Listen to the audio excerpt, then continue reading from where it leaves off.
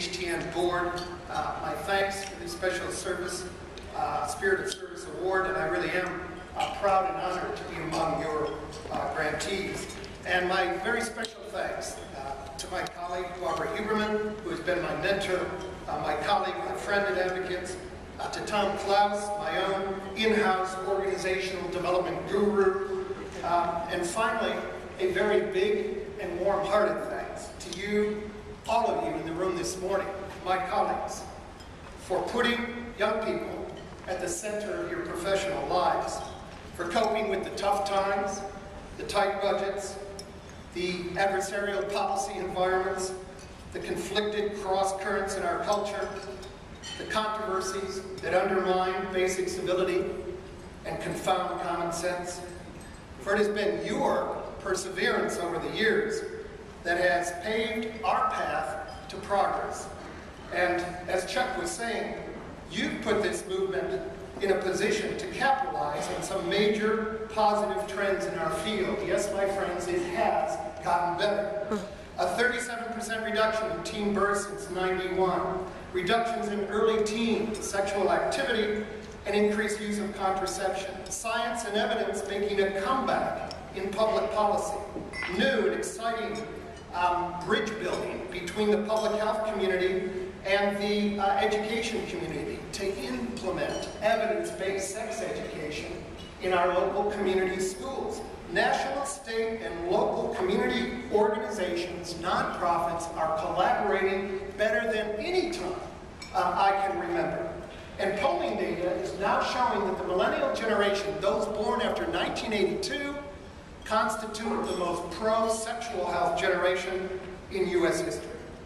At a personal level, I've had the incredible good fortune to work with young leaders and activists every day for the last 14 years. Ensconced in the passion,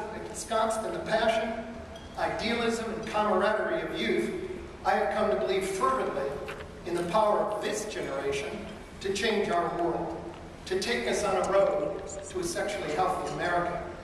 And as I transition from my leadership role at Advocates for Youth in January and hand the proverbial baton to my extraordinary and talented colleague, Deborah Hauser, I will depart with a profound sense of gratitude and an unshakable feeling of hope. And it is in this spirit that I'd like to offer the following.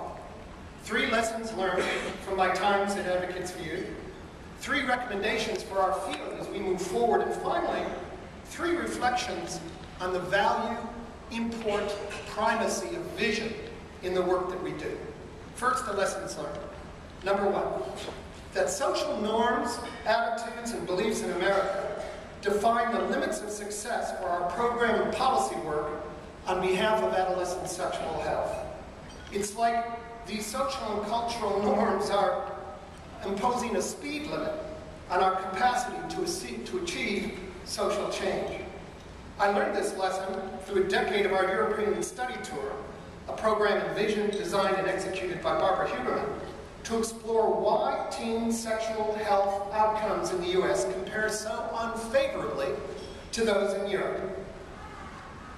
Our rates of why is our teen pregnancy rate 9 times that of the Netherlands? Our HIV rate 6 times that of Germany, chlamydia rate 20 times that of France. Our rates of teen sexual activity are roughly the same, so why the disparate outcomes? How can it be that for a decade, the official U.S. government policy on sex education was abstinence only until marriage in a country where 95% of the citizens have sexual intercourse prior to marriage? How can the U.S. have 600,000 teen pregnancies, 1 in 4 teen girls with an STI, and at the same time prohibit 70% of school-based health centers from making condoms and birth control available in high schools? How can the television networks provide space to advertisers who use sex to sell everything from laptops to Levi's and parade male erectile dysfunction ads ad nauseum on the street, but they are condom ads during prime time because they're too controversial? Are these really issues that can be addressed solely by more resources, better policies, evidence-based programs, or do they signify something deeper, something embedded in our cultural norms, norms that are deeply conflicted, and young people paying the price, with fear, shame, and denial, competing with and often undermining education, communication, well-being, and basic common sense. I believe there are 4 fundamental myths in our culture that hold back our Congress, our progress, and our Congress. Myth number 1, the view that prevention is a threat rather than a solution. The underlying belief that if we talk about sexuality, if we inform and educate young people about sexuality, if we develop pragmatic, evidence-based programs and policies to address sexual behavior in the culture, we are somehow promoting promiscuity. Educating and informing young people about sex causes them to have sex. As we like to say, advocates right, just like umbrellas cause rain. The second myth is rooted in good old-fashioned denial. Denial that young people in this culture are having sex, and that it is realistic to promote abstinence only until marriage is a one-size-fits-all national policy. In the U.S., 70% of young people have sexual intercourse by the age of 19. The study released yesterday estimates that number at nearly 10 million young people. Yet last week, the House of Representatives introduced a proposal to cut the Teen Pregnancy Prevention Initiative by 80 million, right? Remove the evidence requirement for the program, and then use those resources to fund abstinence only until marriage. Memo to Washington. Denial is not an effective national sexual health policy. The third myth underpinning our cultural norms is that young people are somehow to be dismissed. They are incapable of regulating their own sexual behavior. They are hormonally driven accidents waiting to happen. There is no respect, oftentimes, in the culture for young people. But I think back, I've got 4 sons, and I remember what my youngest one would always say to me, "Dad, we're young, we're not stupid." And this generation has one of the best BS barometers I've ever seen. And if we think we're going to treat them with disrespect, ignore the reality of their circumstances, dismiss their experience, and be effective, we'd better think again. Either at the policy, program, or cultural level, nobody will engage except as a respected partner. And we need to remember that first and foremost with young people. The fourth and final myth is the cycle of stigma that we attach to sexuality itself in our culture. We externalize sexuality as a threat, something negative outside of ourselves, an opponent, an adversarial force with which we have to fight and grapple. Amy Shallett underscores and elucidates this difference between American culture and European culture so well in her book. The implication of this are significant. If our sexuality is somehow negative, contaminated, and toxic, then feelings of shame, fear, and denial are natural consequences. And in turn, these feelings undermine communication, education, and basic feelings of self-worth.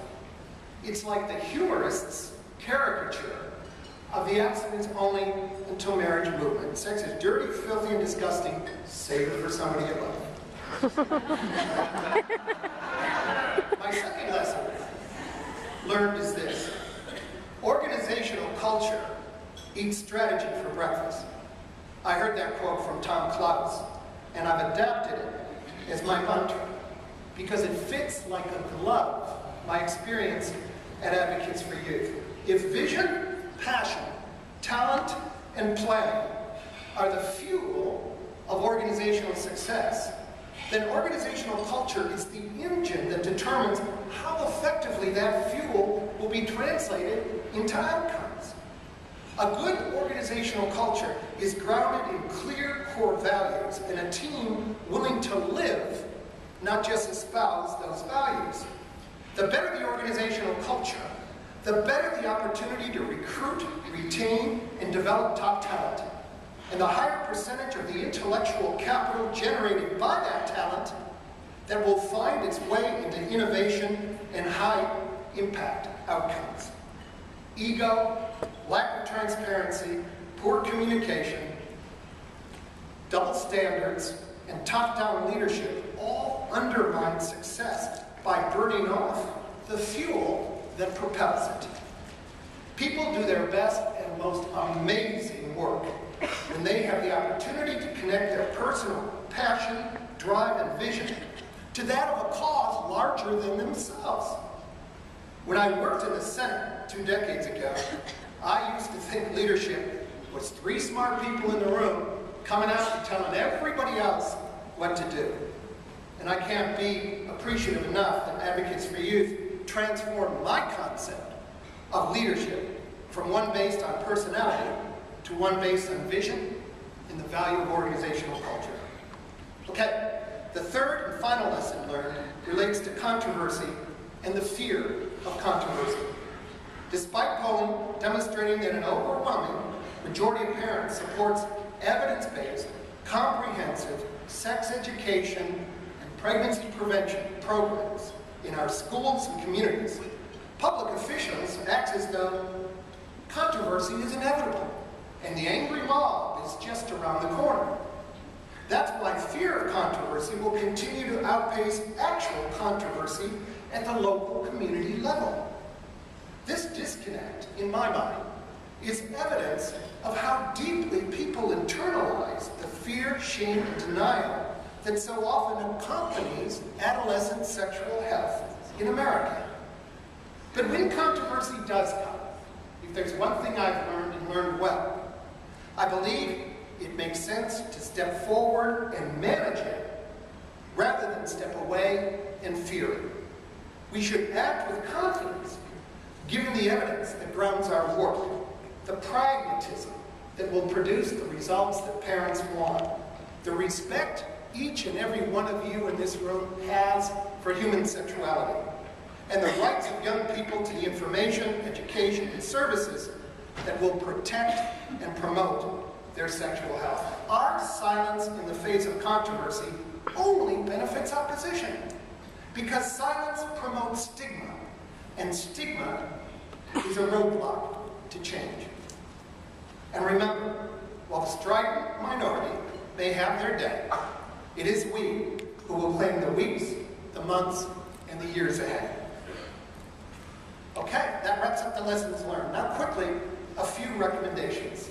Number 1, we've got to engage young people as partners, not problems, as leaders, not followers, as innovators, not passive and beneficiaries of our adult policy and program paradigms. Why put young people at the center of our vision programs, policy work? Because the millennial generation, as I said earlier, is the most pro-sexual health generation in history. Whether the issue is sex education, equal marriage rights for LGBT citizens, access to birth control, reproductive health care for women, they are more supportive, more open, more committed to change than any other cohort in the country. Folks, this is the generation we've been waiting for. Young people are at the epicenter. There's another reason to engage and put young people, another strategic reason to put young people right in the center. It is this: they are at the epicenter of cultural change driven by technology. It's their style, their music, their connection, their tastes, their norms that are propelling this phenomenon. Look, for me, technology will always be a tool. It used to be on the yellow pad. It's a computer. But for young people, technology is culture. And it is the degree to which they have internalized technology that puts them in the driver's seat. And the pace of change is dizzying. It took television 15 years to get 50 million viewers. It took the internet 5. It took YouTube 2. The third reason young people are so important is that when it comes to the presidential elections in this country, the most important elections we have, young people are showing up at record levels. This is where political power comes from. In 2008, for the first time in U.S. electoral history, young people comprised a greater proportion of the electorate than seniors.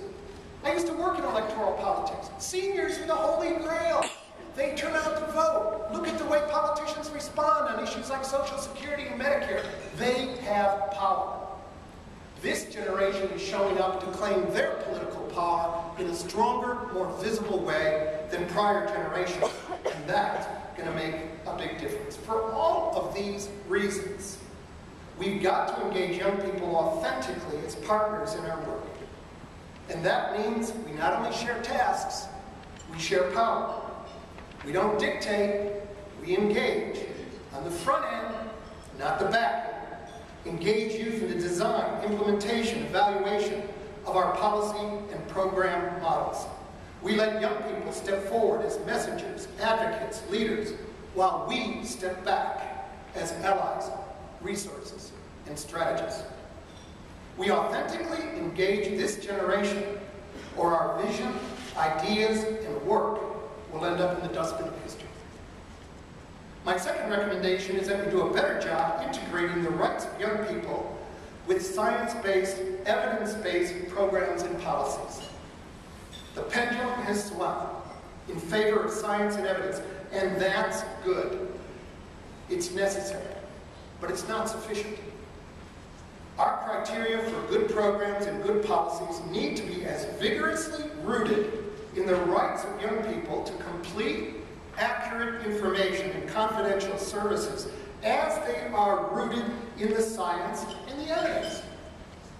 What's at stake here is the agency of young people, the power to own their own sexuality, and the ability to access everything they need to take personal responsibility for important life decisions. My last recommendation tracks back to the attitudes and beliefs that are holding back the pace of social change. I believe we must develop a new form of advocacy, call it cultural advocacy, to go along with our policy and program advocacy. We must actively engage the negative norms around sexual health as they surface in books, film, television, the blogosphere, and on Capitol Hill. Challenge the networks for refusing condom ads while promoting sex. Challenge the fashion designer who uses an emaciated female image to push his product line. Challenge the Lord of the Flies mentality that thinks cyberbullying is just another cool Facebook application and in the process drives a young gay man to suicide. Challenge this segment of hip-hop music that demeans women and commodifies sex, and the rock star interviewed in Esquire who talks about trophy sex and promotes homophobia. Challenge the senator who stands on the floor and preaches abstinence, virginity, and monogamy by day and visits the D.C. Madame by night. Culture is the road to a sexually healthy America, and we need to engage in this sphere directly if we are going to succeed. I would like to start wrapping up my presentation this morning with a few reflections on the importance of vision in our work.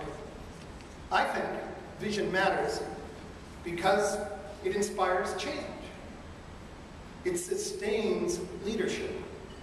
It promotes innovation. It makes our short-term, day-to-day struggles worth it. There's something bigger. There's something better at the end. The optimism that comes with the realization it is getting better. It replenishes our activist souls.